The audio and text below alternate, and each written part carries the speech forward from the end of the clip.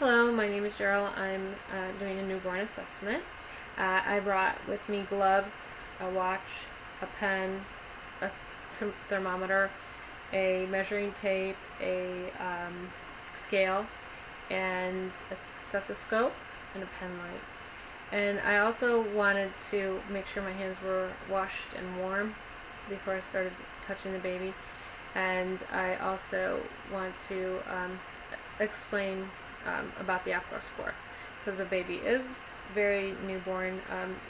Then they do the APGAR score immediately after birth to check in the 5 different areas how well the baby scores. A 2 on each category of the 5 is a 10. A 7 is acceptable. Anything less than that, they might be sending them to the NICU or trying to revive them in some way to improve the score. And we'll do it at 0 minutes and 2 minutes. That measures heart rate, respiratory effort, muscle tone, and the skin color and the reflexes. So the heart rate, if the was above 100, would be a 2. Less than 100 is a 1, and then a no heart rate is 0. A muscle tone, they want to see an activity, muscles that are active and good tonicity, and that would be a 2. A limp baby is a 0, and in some flexion is a 1. And in the skin color, if they are pink, that's perfect, that's 2. Then if you have a 1, that could be like a central pinkness, like the trunk and all, but the extremities might be a little blue, and that's actually a 1. But a blue baby or an ashen baby is a 0. And then as far as the reflexes, if you have absent reflexes, then you have a 0. A grimace or a frown is a 1, and then regular reflexes are a 2. So moving on to the appearance of the baby, you want to make sure that the baby does appear well. Nothing standing out, no asymmetry as far as from side to side on anything that you observe, that there's no extra retractions of the respiratory muscles and the effort that the baby has, and if the baby is able to be consoled by being picked up when it cries. Those are all good and normal signs. The vital signs, I'd rather check the baby's respiratory rate while it's sleeping because it's easier. But one way to do that is to go ahead and put your hand over the chest and watch it rise and fall, or else, which is typical respirations, but feeling it rise and fall is another way.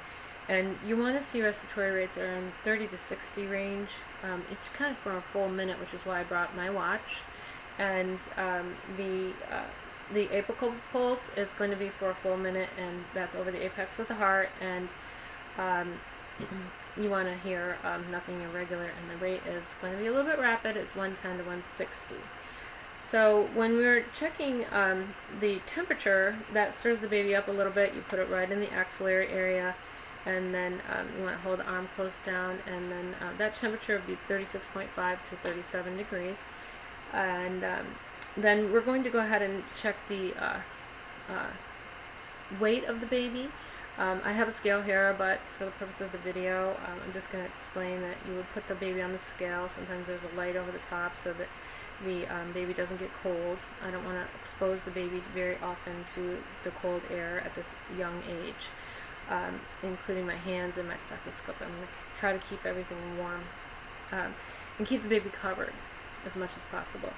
So once the baby's weighed, about 10 pounds is 6 to 9 pounds is a good weight for the baby. Once that's done, you can measure the length of the baby, and that is use a measuring tape, and you want to measure from the crown to the foot, and you want the hips to be straight and the knees to be straight, so you have to hold the baby out long-wise. The length of 20 inches is good. While I'm measuring, I can measure the head circumference, and that's above the brow line, and that's going to be somewhere in the neighborhood of 33 to 35. And then I'm going to do the chest, and that's going to be in the a little bit smaller than the head actually. It's 32, 33, just above the nipple line. Let me measure that. So going back to the head, we're going to check those fontanelles. The fontanelles are at the top. That's the anterior, and then the posterior. The anterior is diamond shaped, and that one is not to be sunken or bulging, as with the posterior, which is triangular shaped. The anterior disappears in somewhere around 3 to somewhere around before 3 months, 18 months, and then the posterior 3 months. So that is something we're going to be looking for. Is another thing, excuse me, is the sutures. The sutures are not fused at this age, and they might even be crossed over a little from the birth process, and that's okay, but it is reportable. We have the baby's eyes next, and the eyes are to be parallel. They're to be symmetrical. The pupils are to be round and equal and reactive to light, and the sclera should be clear and white. You can sometimes see, drainage or some slanting, and some of those things could be abnormal, so you want to report that. The nose is midline, its nasolabial folds are symmetrical, and there's a patent airway. You want to check, make sure that's patent airway, because that's a major source of breathing for the baby. The pinna on the ears, those should be symmetrical, and the tops should line up with the eyes and where the lids come together on the inner aspect. The ears should have a pinna that is maybe has some skin tears, but like I said, it would be symmetrical, and there wouldn't be any drainage. And a further exam would be to look inside the ear, but not for the newborn assessment at this level. But the baby is the eyes will track an object or my finger as a normal thing. The baby should hear me and look towards me, and also if I clap, it startles, and that's a moral reflex. The baby's neck is, oh, excuse me, I skipped over the mouth. The finger, if I put my pinky in there and just push up a little bit, that should elicit the sucking reflex. And then the rooting reflex, if I just tickle the cheek over here, it should turn toward that. I'm checking the mucous membranes too as I'm going along. I want to make sure they're not dry, and the skin trigger's good, just like on an adult. It should snap back. The hair should be shiny and not brittle. And those fontanelles, if they were sunken, that could be a sign of dehydration. The neck, as I was getting to, that is not to have any vessel distension, and also good flexion. And there is a reflex where if you turn the baby's head, it should straighten the arm and the leg on the exact same side. So the neck is not easy to palpate or to feel, because but there should be no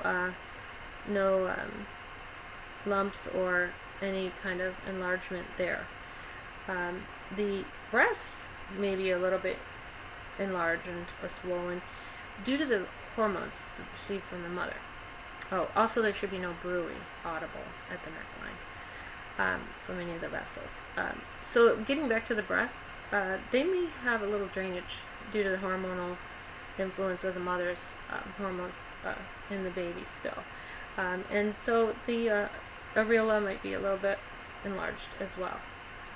That would be temporary. So getting to the arms of the baby, we're going to check the brachial pulse from side to side, and it should be even. And then we will look at the muscular tone, and that should be good, and it should be symmetrical from side to side. Everything should be symmetrical. The arms, moving down to the hands, we're going to check the fingers, or check the amount of fingers, that palmar reflex, to see if the baby grasps my finger when I place my finger in its palm. That would be normal. And going to the abdomen area, I can check for the bowel sounds, and they should be active in all 4 quadrants. I can palpate the abdomen to see if there's any tenderness. I can check to feel the just the edge of the the liver here on the right upper quadrant, possibly the tip of the spleen on the left upper quadrant, and there should not be a hernia in the umbilicus area, or the umbilicus will be clipped, and there should be no drainage, and there would be a softness throughout. And we can also palpate down in the inguinal area for a hernia, and also check those small pulses from side to side for evenness. And the percussion would be tympanic over the abdomen, unless it's over an organ. It will be a dull sound. There should be no tenderness. Again, the tone of the muscles should be good, and we will check the baby's legs now to see that they have good tone and symmetrical from side to side. The Babinski reflex is something we can check to see if the baby has by the foot fanning when we press up on the foot and the outer aspect, and this baby, that would be present at this age. There's 5 toes, both sides, symmetrical. There's a little blueness, but that's okay. That would be normal in an infant this age, as long as the trunk and the face and everything are pink. There might be a little cyanosis around the lips, and that is okay. There's a way to test the hips to see if they have dysplasia, and that's Ortolani's reflex or maneuver. And I'm going to put the legs at 90 degrees and then abduct. And if they come out of the, or if there's a clicking sound, then they there could be some hip dysplasia. If I adduct at that same 90-degree angle, and I hear or see that the femur is not in its staying in the acetabulum, that could be a sign of some a problem. So this is not happening with this child. Everything is normal there. As far as further reflexes go, there's a stepping reflex. If you stand the baby up and the feet want to step down, that's normal. There's the startle reflex. If I clap, and the baby should startle, and that's called the moral reflex. And also there's a reflex if you turn the baby over and you run your finger down the spine on either side, the baby will straighten its legs out on that side. That would be a normal sign. And there's some marks that you'll sometimes see at the base of the spine, and that's a Mongolian mark, and or at the buttocks, and that one is normal on Hispanic, African American, and Asian babies. It's just a blue mark. And there's another mark that's it's a red mark that you'll sometimes see, which is a group of some vessels that are just making a red mark, and that would be at the base maybe of the neck or somewhere in there, and that's like not abnormal. The child is going to be examined under the diaper, and for the female we're going to go ahead and check the labia, which are going to be a little larger and than they will be later on because of the hormones, and they're going to cover the vestibule, and then you can open them a little and see the vestibule area, and then you can also see the vaginal area. And the baby, if it were a male, the testes would be descended. There would be 2 of them, and you would feel them moving around, and you don't want to see any masses or lesion, and palpable. And the penis the opening for the urethra should be at the tip, not hypospadias or anything abnormal there. If the baby is not circumcised, you do not need to move the foreskin back to check the urethral opening. It should be visible. And as far as the rectum, when you're examining that, it should have good tone, and if you brush over it gently, it should flex. And there's no need to do a rectal exam at this age, at this time on this assessment.